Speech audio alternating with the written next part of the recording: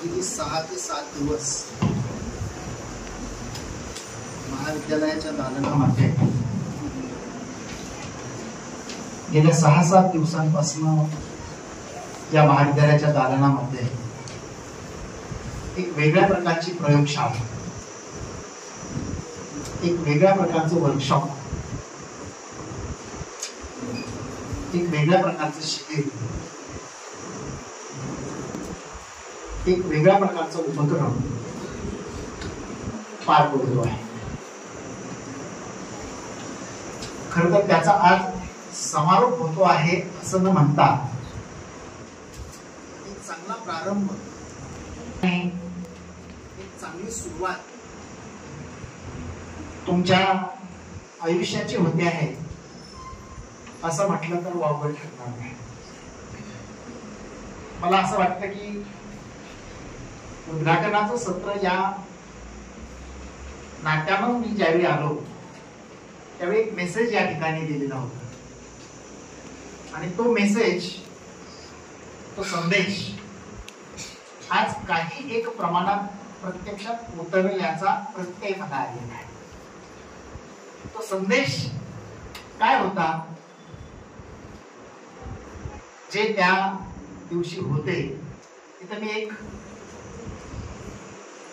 Slogan type विधान केलेलं होतं. जे पेराल जे पेराल जे पेराल जे पेराल ते. आणि आज गेल्या 6-7 दिवसांमध्ये जी एक वेगळ्या प्रकारची कार्यशाळा इथे चाललेली आहे, त्यामध्ये जी काही पेरणी करण्याचा प्रयत्न वेगवेगळ्या तज्ञांनी असेल, इथल्या शिक्षकांनी असेल, प्रत्येक घटकाला असेल जो केला, ते आज काही प्रमाणात उगवून आलेलं आहे. मग चैतन्य या ठिकाणी बोलला विज्ञान शाब्दिक वरदानवर, प्रीती या ठिकाणी बोलली पुस्तक घडवितात मस्त, तनिष्का या ठिकाणी बोलली श्रद्धा आणि अंधश्रद्धा, युवराज बोलला मोबाईलचे चांगले किंवा वाईट परिणाम, अनिकेत या ठिकाणी वृक्ष संवर्धनावर बोलला, आयुष या ठिकाणी बोलला, अमर व्यसनावर बोलला, प्रतीक्षा पुस्तकावर बोलली.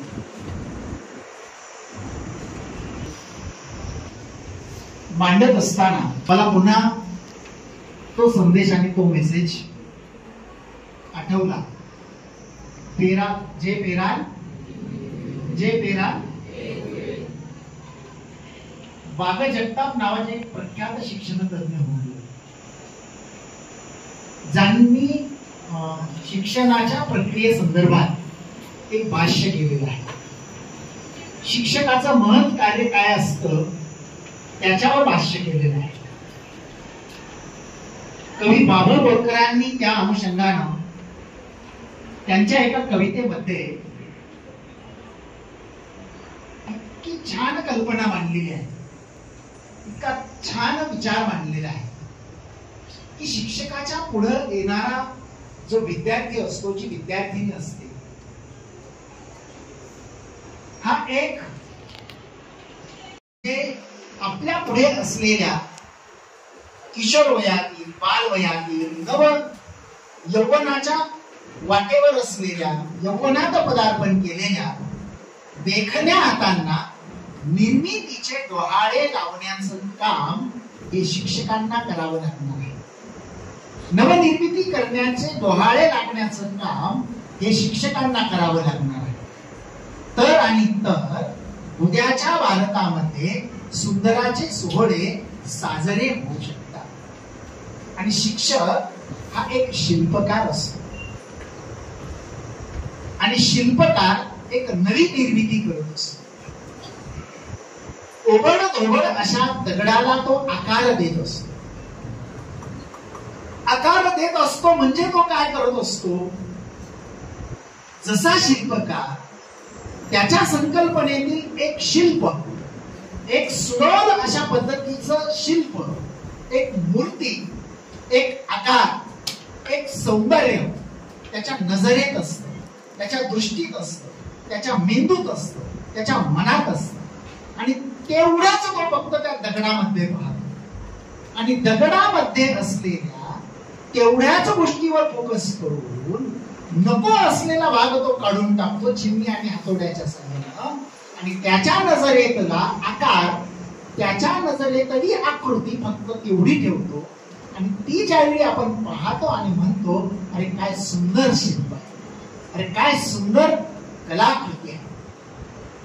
इथं त्यानं काहीच केलेलं नसतं, फक्त नको असलेला भाग काढून टाकलेला असतो आणि त्याच्या नजरेतला, दृष्टीतला, मनातला आणि मेंदूतला तेवढाच आकार ठेवलेला असतो.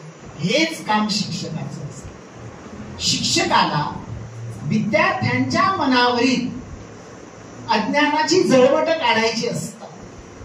विद्यार्थ्यांच्या मेंदूमधील अंधश्रद्धेची, अज्ञानाची, वाईट गोष्टींची जळमट बाजूला काढायची असतात आणि त्याचं मन आणि मेंदू स्वच्छ करायचं असतो.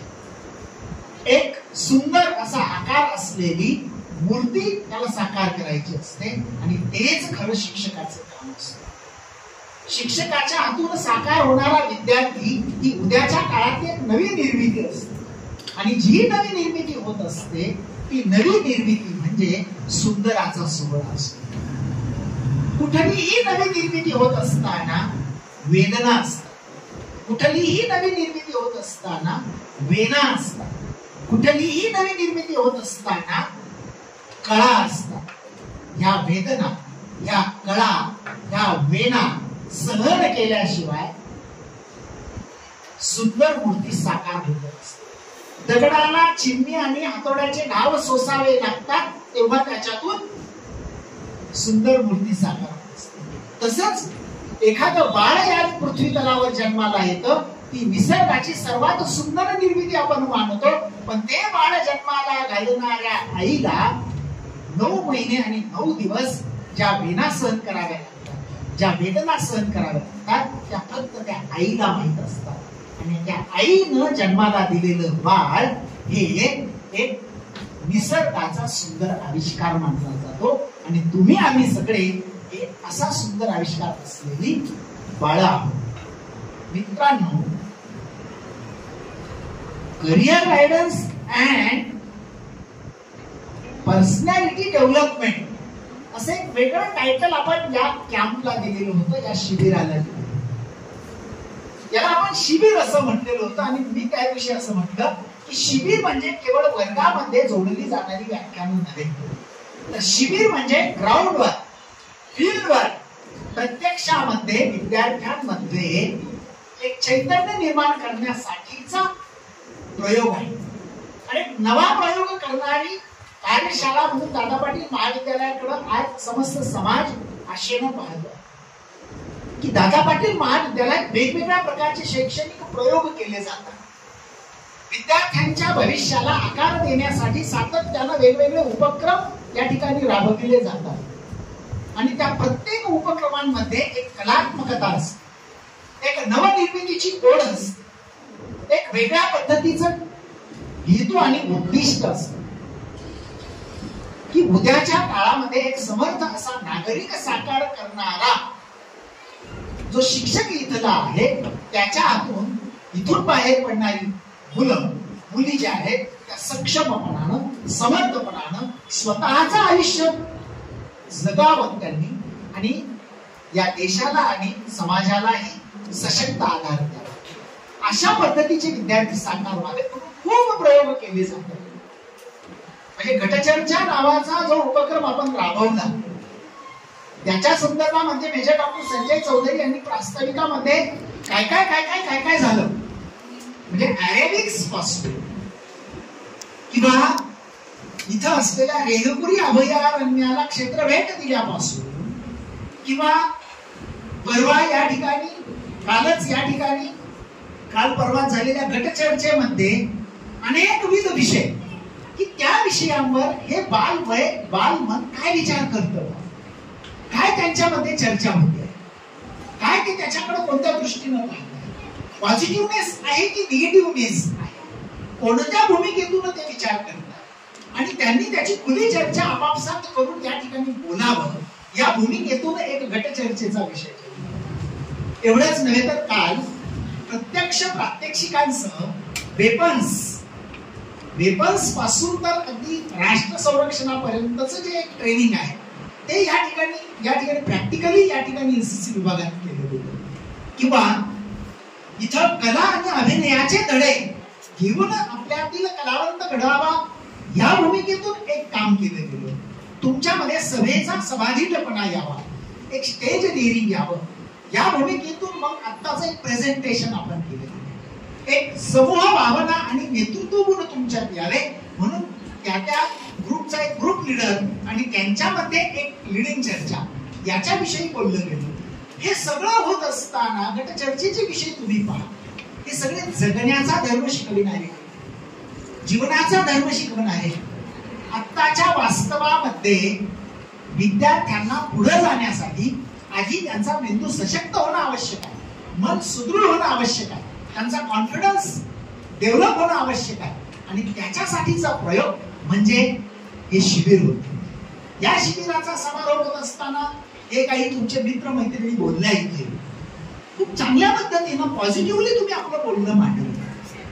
या ठिकाणी नियोजन, आयोजन आणि संयोजनाच्या प्रक्रियेमध्ये मेजर डॉक्टर संजय चौधरी यांनी असं सांगितलं की यामध्ये पुन्हा एकट्याची भूमिका किंवा रोल महत्वाचा नसतो. समूह भावनेतून कुठलीही गोष्ट केली जाते त्यावेळी कामाचा डोंगर उभा राहत असतो. मग इथला शिक्षक असेल, शिक्षकेतर सेवक असेल किंवा विद्यार्थी असेल, या सगळ्यांनी मिळून हे शिबिर साकार करण्यासाठी खूप परिश्रम घेतले. मंचावर प्रातिनिधिक स्वरूपात आमचे सहकारी आहेत. मग कडू सर असतील, चौधरी सर असतील इथं किंवा दळवी सर असतील, हे प्रातिनिधिक स्वरूपात आहे. पण त्याच बरोबरीनं इथल्या प्रत्येक सिनियरचा शिक्षक सुद्धा यामध्ये सहभागी झाले. मग आमच्या मस्के सरांनी केलेलं मार्गदर्शन असेल किंवा आमच्या दुसऱ्या मस्के सरांनी केलेलं मार्गदर्शन असेल, काळे सरांनी केलेलं मार्गदर्शन असेल, म्हणजे सिनियरचे प्राध्यापक सुद्धा यामध्ये सहभागी आहेत. ज्युनियरचे सर्व सहकारी तर आहेतच.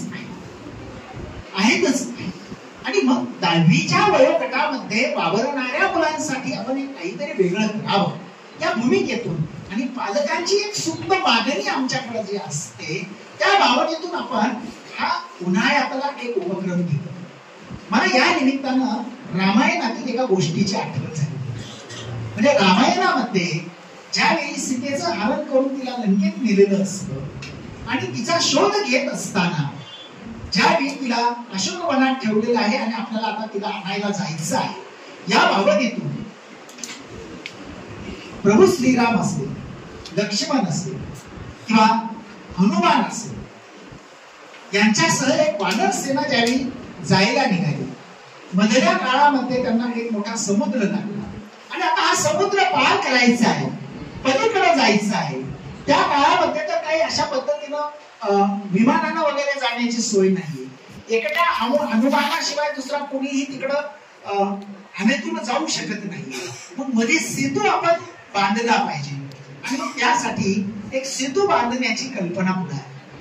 तो सेतू बांधत असताना सगळ्या वानर सेनेनं त्याच्यामध्ये एक सहभाग घेतला, अशी एक आख्यायिका आणि कथा आपल्याला सांगितली.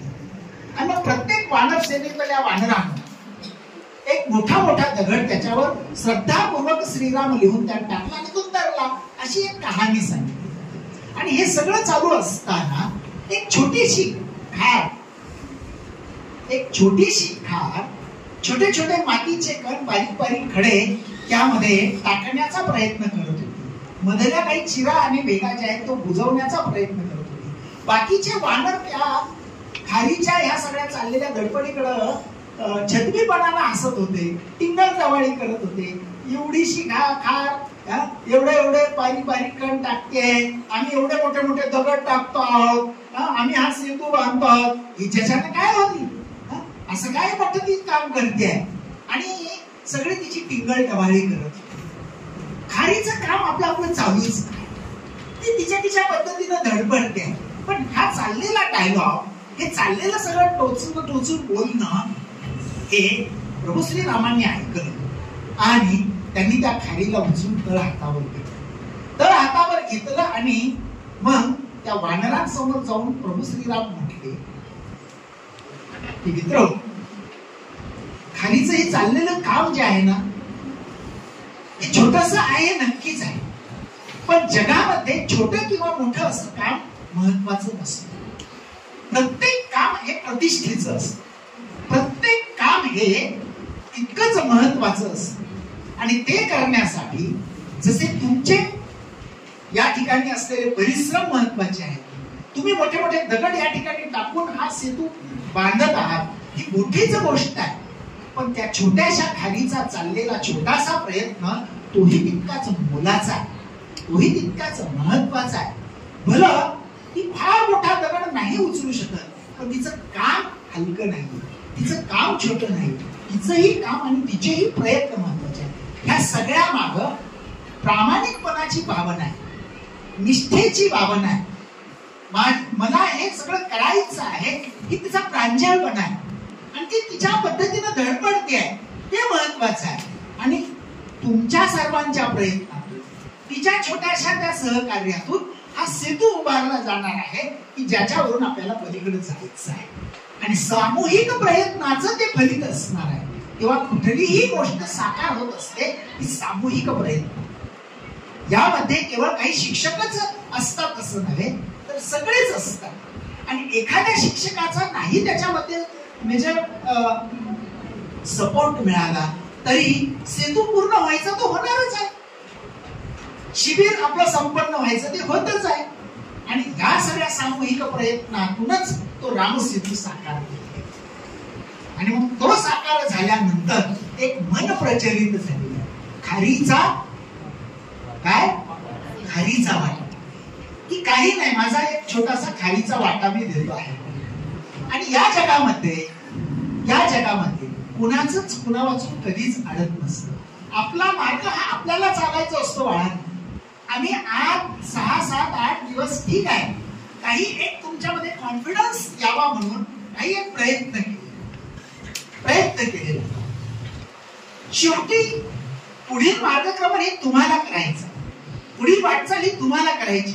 6-7 दिवस काहींनी कदाचित त्याच्याकडे टाइमपास म्हणून पाहिलं असेल, पण इथं तुम्ही आल्यानंतर, इथल्या वातावरणामध्ये रमल्यानंतर, जे 4-8 लोक या ठिकाणी बोलले, तुमच्याशी डायलॉग केला, तुम्हाला काही ऍक्टिव्हिटी मध्ये सहभागी करून घेतलं, 100%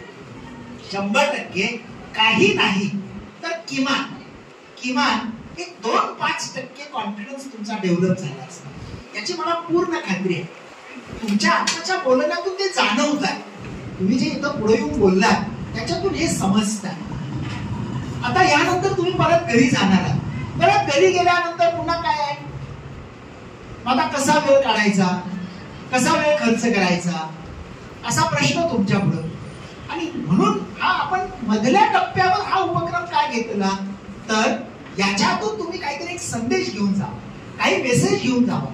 आता मला जस्ट वाटतं प्रतीक्षा, बरोबर ना, प्रतीक्षा पुस्तक घडवतात मस्तक. कोण बोललं त्याच्यावर, प्रतीक्षा. कोण प्रतीक्षा आहे, श्वेता. बरं, बस. पुस्तक घडवतात मस्तक याच्यावरती खास बोलली की मी अजून आयुष्यात कधी पुस्तक हातात घेतलेलं नव्हतं, पण मला इथं आल्यावर आम्हाला जो गटाला दिलेला विषय होता त्याच्यातून मला एक कळलं की पुस्तक वाचलं पाहिजे. पुस्तक वाचल्यानं चांगली माणसं घडलेली आहेत. खरं आहे बाळा तुझं, आणि मला आता गोडी लागली आहे, मी निश्चित वाचणार. हेच तर यश आहे या शिबिराचं. पुढच्या काळातील सुट्टीचा कालावधी तिनं मस्तपैकी पुस्तक वाचण्यासाठी खर्च केला. तुम्हाला कोणाला वाटत असेल की सुट्टीत येऊन इथं वाचावं, तुमच्यासाठी दादा पाटील महाविद्यालयाचं ग्रंथालय खुलं आहे. तुम्ही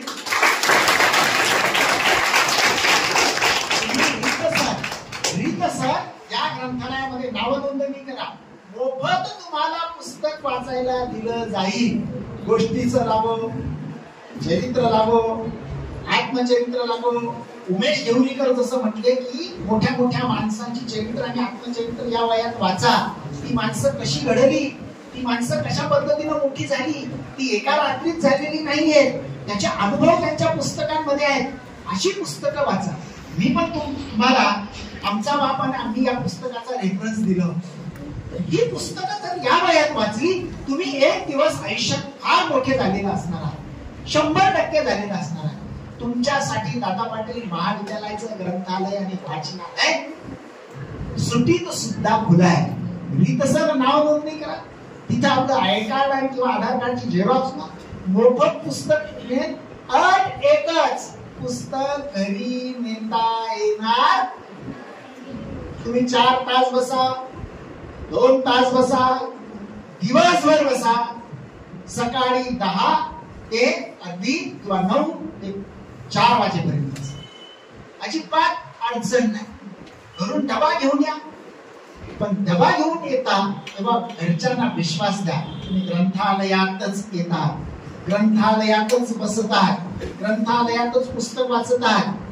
किंवा याच्या नावाखाली येऊन जर तुम्ही मित्र किंवा मैत्रिणी बरोबर इकडे तिकडे भटकत बसलात तर तो घरच्यांना दिलेला धोका असेल. म्हणून तुम्ही त्या ठिकाणी नाव नोंदणी करा. तुमच्यासाठी हे दालन समृद्ध खुलं आहे. म्हणजे उद्याच दादा पाटील महाविद्यालयामध्ये वेगवेगळे प्रयोग केले जातात. त्यामध्ये पुस्तकाच्या वाचनाचं महत्व सातत्यानं सांगितलं जातं. जे दरवर्षी आपण डॉक्टर APJ अब्दुल कलाम यांचा जन्मदिवस वाचन प्रेरणा दिन म्हणून साजरा करतो.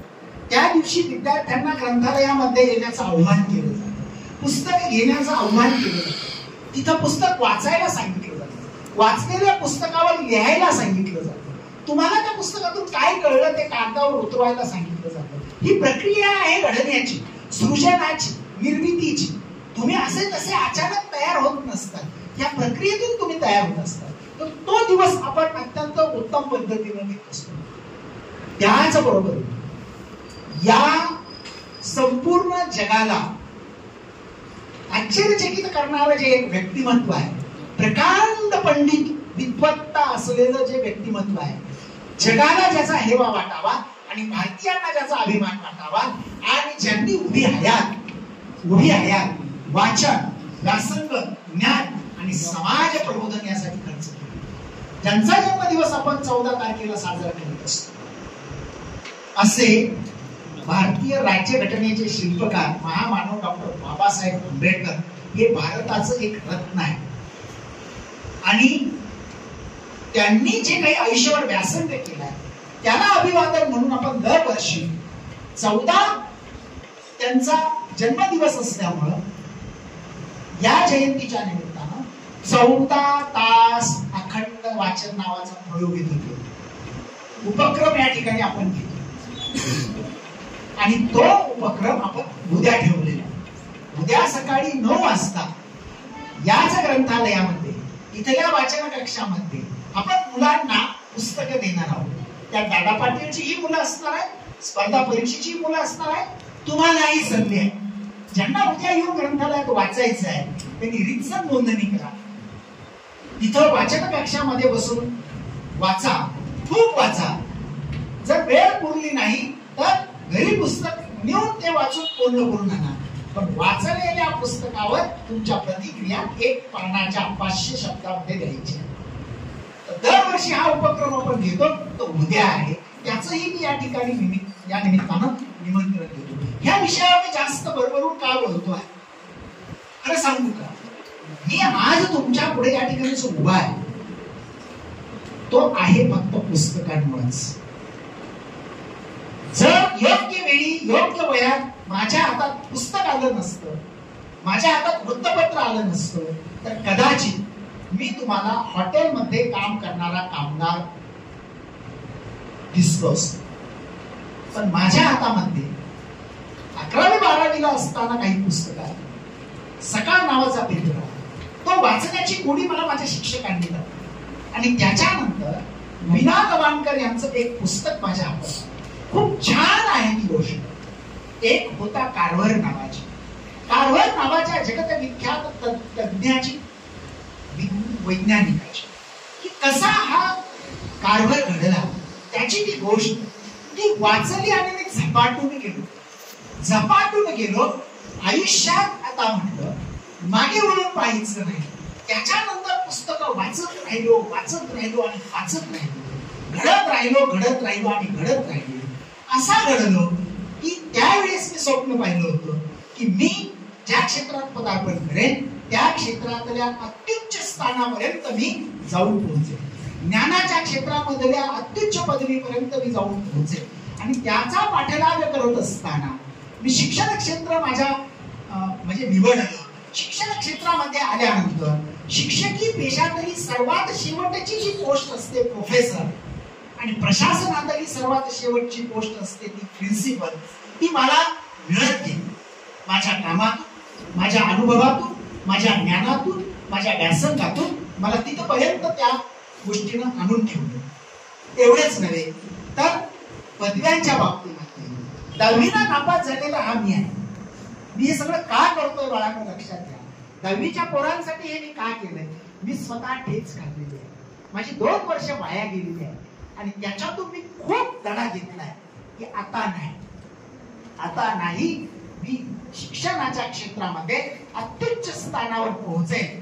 आणि त्यानंतर मी 10वी क्रॅक करून पुढे आल्यावर कधीच PhD होईपर्यंत शेवट पहिला नंबर सोडला नाही. 12वीला पहिला, BA ला पहिला, MA ला पहिला, विद्यापीठात MPhil करायला गेलो संपूर्ण विद्यापीठात पहिला.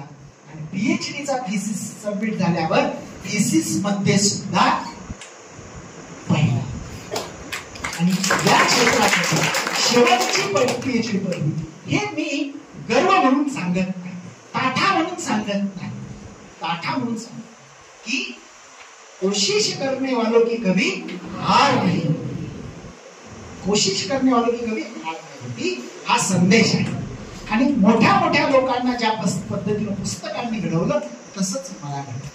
ज्या महात्मा फुले यांना आपण काल परवा अभिवादन केलं की ज्यांच्यामुळे तुम्ही कष्टकरी, शेतकरी, बहुजन समाजातील मुलं आणि मुली आज शिकतात, आम्ही शिकलोय.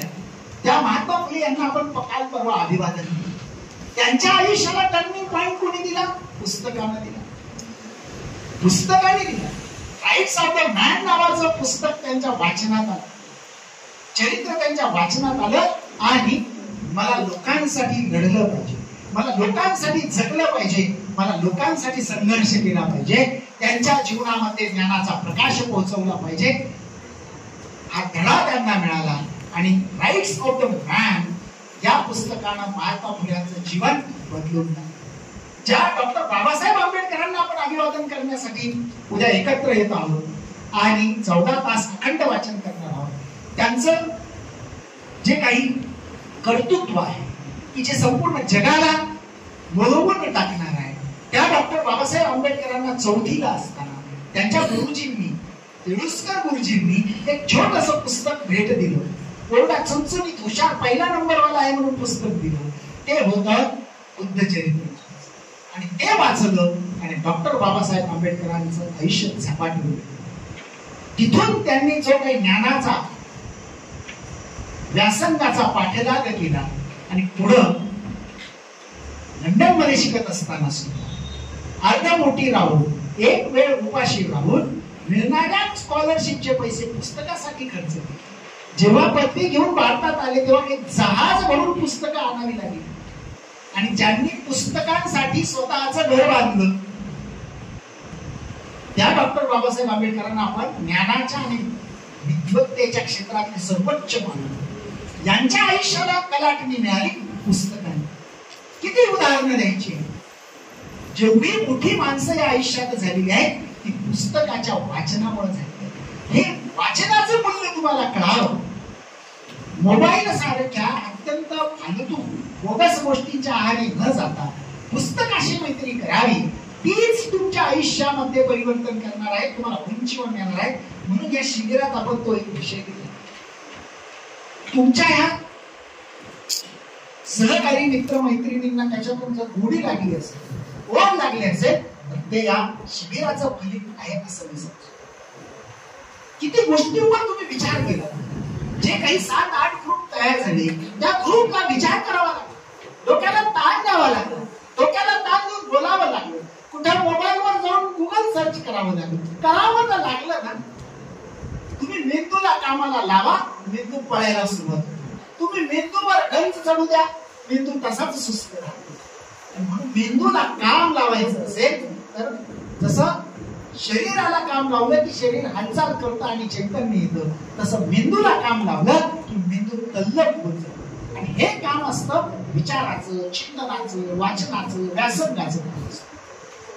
आणि तेच माणसाला तल्लख करतं आणि उंचीवर पोहोचवत असतो. किती आणि किती विषयांवर तुम्ही चर्चा केली.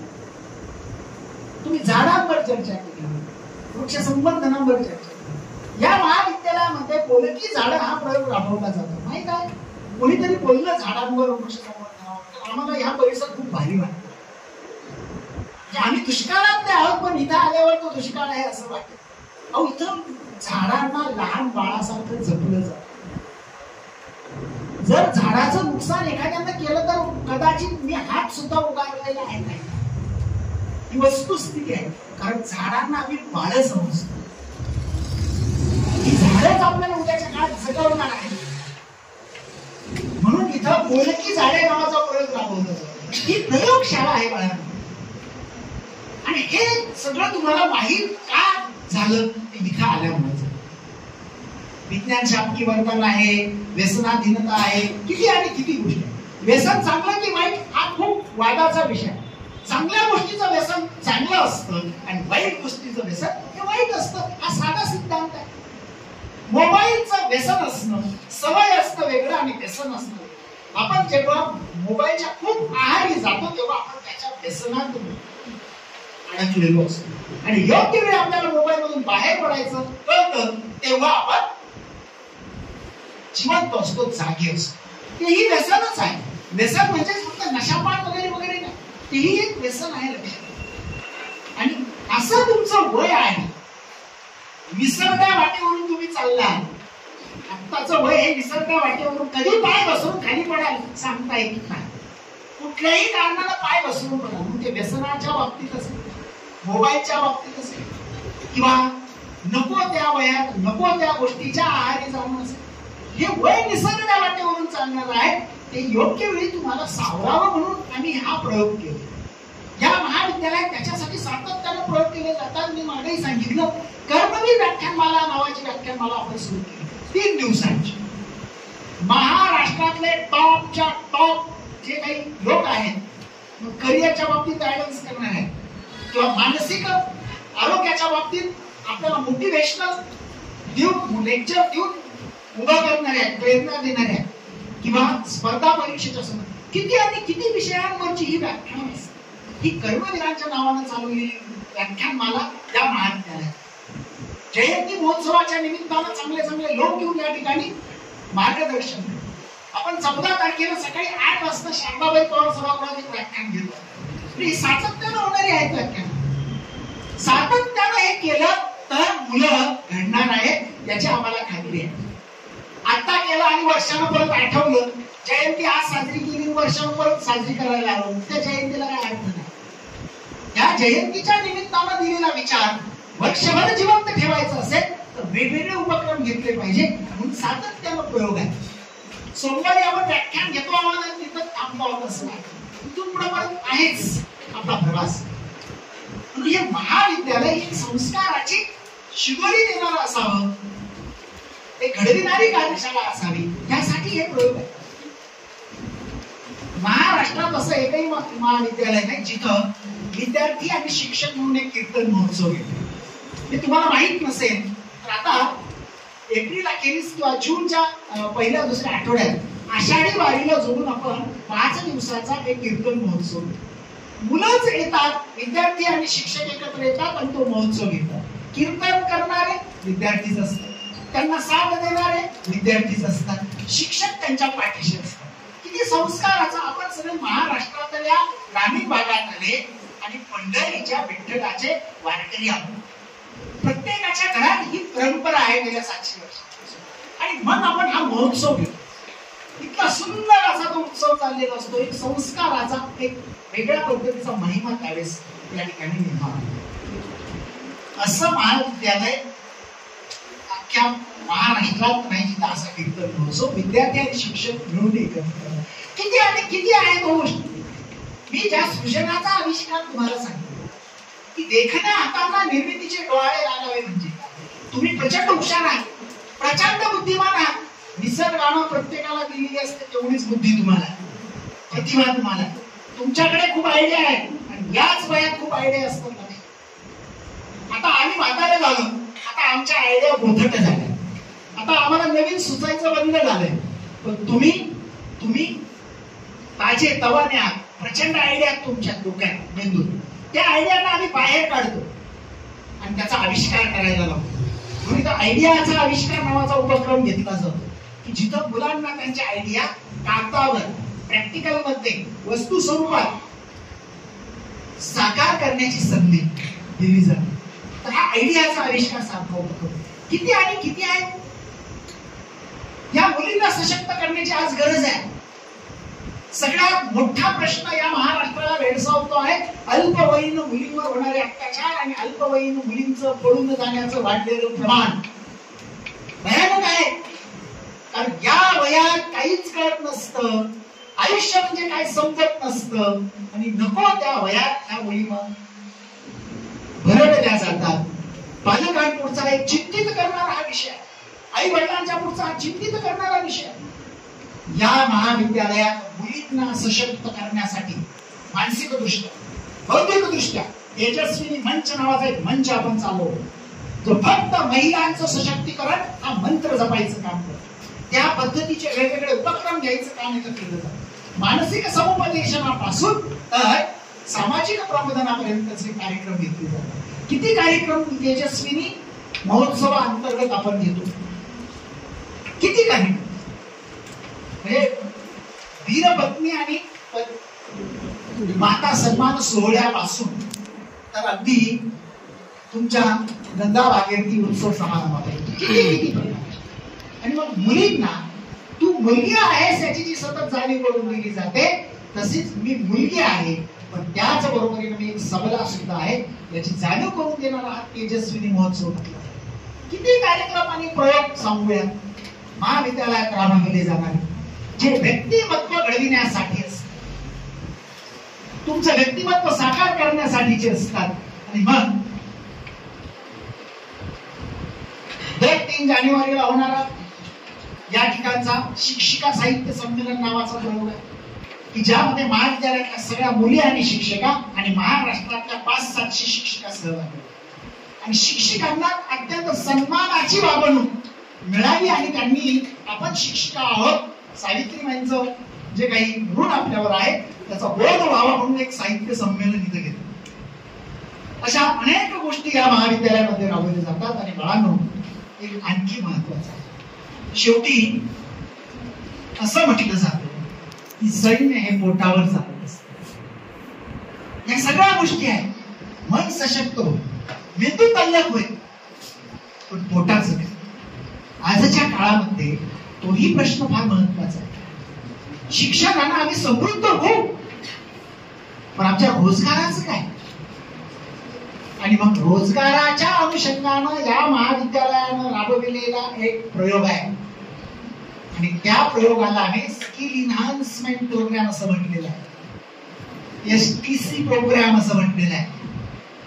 म्हणजे रयत पॅरामिलिटरीच्या अनुषंगानं राबविल्या जाणाऱ्या कोर्सेस पासून तर अगदी सायन्स फॅकल्टी मध्ये राबविल्या जाणाऱ्या बेसिक पॅथॉलॉजी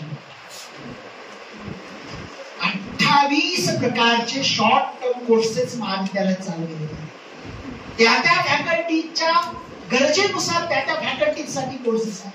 बरेचदा असं म्हणतात आर्ट्स फॅकल्टीला काही भवितव्य नाही, कला शाखेत जाऊन काय करायचं. मला अभिमानानं सांगावं असं वाटतं, 90% जास्त मार्क्स मिळवलेल्या मुलं आणि मुली तर आर्ट्स फॅकल्टीला यायला लागले. का? तर आता विद्यार्थ्यांना एक विश्वास आलाय, आर्ट्स फॅकल्टी मध्ये गेलं तरी तिकडं सुद्धा अनेक करिअरच्या वाटा आहेत, अनेक करिअरच्या वाटा.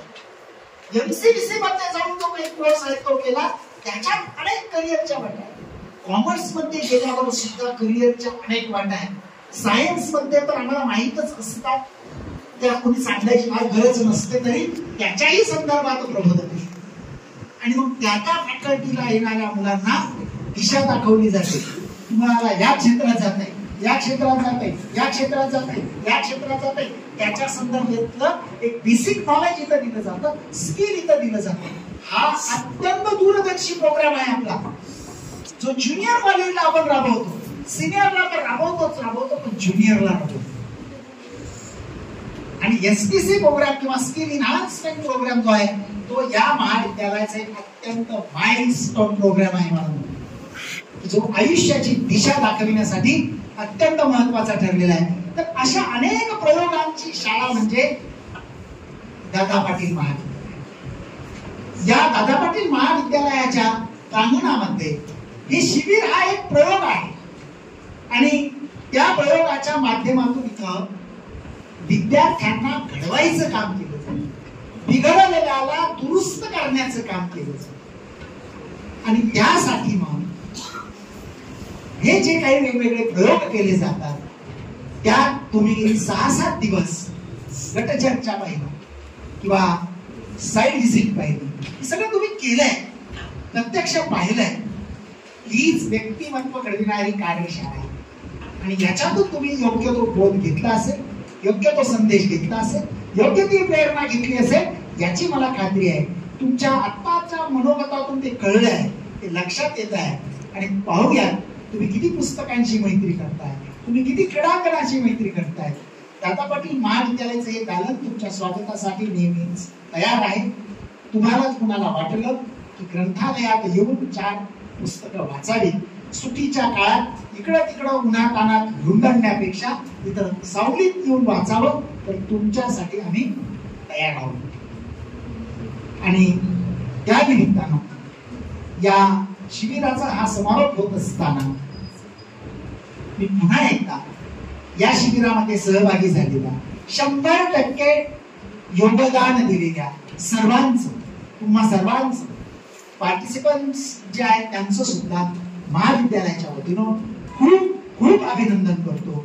आणि तुमच्या उद्याच्या आयुष्याला किंवा वाटचालीला शुभेच्छा देतो.